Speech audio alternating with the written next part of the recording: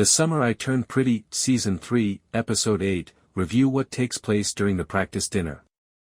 At the rehearsal supper, Belly spots Conrad and acts as though he doesn't exist.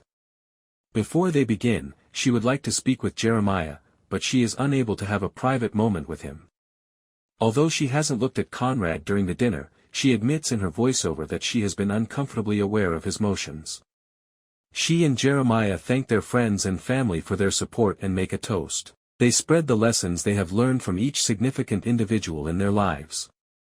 When Jeremiah eventually gets to Conrad, he tells him that he admires and respects Conrad's loyalty, even though they aren't always great friends.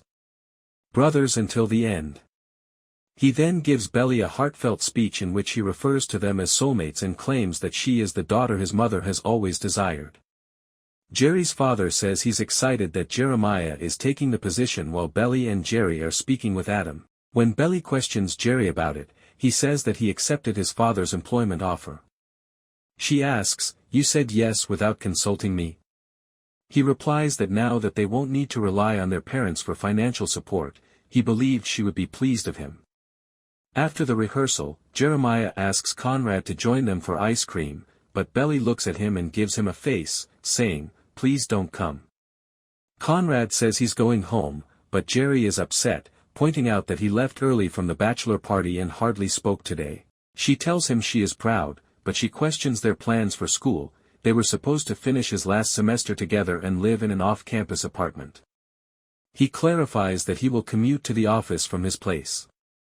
Jeremiah states, "You're supposed to be my best man," and then he expresses his excitement for his brother's speech tomorrow. Laurel checks on Conrad at the pool. Even though he acknowledges that the wedding is killing him, he still plans to go and serve as his brother's best man tomorrow. "I am here for him," she says. When they finally share a kiss, Stephen and Denise both recognize that there is no spark between them.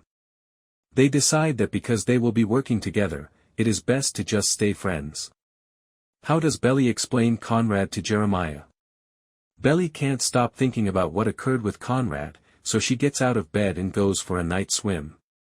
She asks in her voiceover how she could marry her best friend and conceal this important secret from them. She wakes Jeremiah by entering his bedroom. She informs him that Conrad told her last night that he still loves her and has feelings for her. In response, Jeremiah says he knew it and would murder him. Belly makes an effort to keep him still. "Stop protecting him," Jeremiah adds, observing Conrad's gaze on her.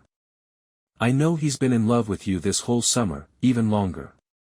Unless he wants to back out, Belly tells him, it's just the two of them getting married tomorrow. He is adamant that he does not want to lose her, and she feels the same way.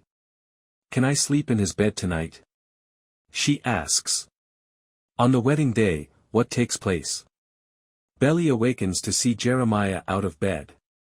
She learns that no one has seen Jere all morning and that Redbird is also looking for him. She gives him a call, leaving a worried voicemail. After explaining that she informed Jere about Conrad's confession, Belly informs Stephen that Jeremiah is vanished. Stephen assures her that she will track out Jere and return him. Conrad is confronted by Stephen, who informs him that Jeremiah vanished following Belly's disclosure. He charges Conrad with perhaps spoiling his younger sister's wedding. "Repair what you damaged. Find Jere," insists Stephen. While Jeremiah's card is in the car with Conrad, who eventually discovers where Jere has been hidden, Laurel gives Belly a card from Susanna that she is supposed to read on her wedding day. When Conrad eventually locates Jere, he tells his brother to accompany him back. Conrad adds, "Jere, I beg you, please," but his brother interrupts and queries why he did it. Conrad mentions Cabo and asserts that he ought to be the one to inquire about his feelings for her. Jere knees Conrad in the stomach after punching him in the face. Jere claims that Conrad treated her like trash and that he is now unable to openly express his feelings for Belly to Jeremiah. The letter from their late mother is then given to Jeremiah by Conrad. Jeremiah begins to cry as soon as he opens the letter. He informs Conrad that although he will return to the wedding, he will not be accompanying him. "You are dead to me, you are no longer my brother." Additionally, Jeremiah informs him that he will never again see Belly or him. I'm done with you. Susanna's letter to Conrad, what was it about? Conrad was the intended recipient of the letter that was supposed to reach Jeremiah on his wedding day.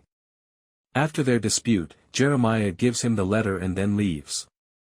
My little bug is getting married today, and I can't believe it, it exclaims. The idea that my handsome boy has found the one he wants to spend the rest of his life with fills me to overflowing. I only got to see you in love once, and for that I will always, always be grateful, the letter goes on. Not only did I witness your love, but I also witnessed your receiving love. It seemed as though you were the only boy in the world based on the way she gazed at you.